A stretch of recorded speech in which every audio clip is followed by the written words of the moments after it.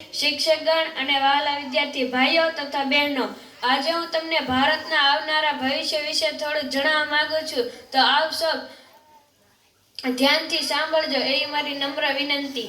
આજે 26મી જાન્યુઆરી આપણો પ્રજાસત્તાક દિવસ છે।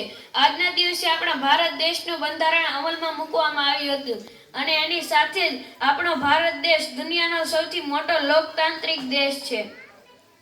તમે સૌ તો જાણતા જ હશો કે હાલના સમયમાં મોબાઈલ વગર ચાલે તેમ નથી, એટલા માટે તેના સારા નરસા પાસા વિશે જાણકારી રાખવી પડશે અને તેના વિશે ચર્ચાઓ થવી જોઈએ અને તેનો આપણે સદુપયોગ કરવો જોઈએ અને આપણે તેનો સદુપયોગ કરીને આપણા જીવનમાં સારી બાબતો શીખવી જોઈએ।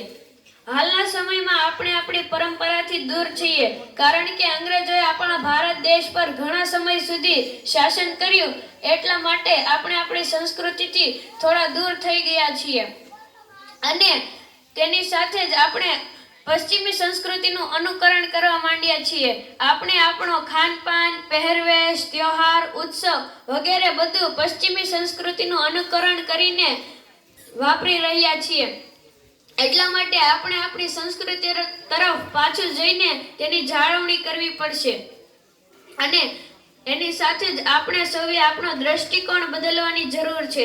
અત્યાર સુધી આપણે જે ખોટી માન્યતાઓને ત્યજીને આપણે વિજ્ઞાન સાથે જોડાવાની જરૂર છે।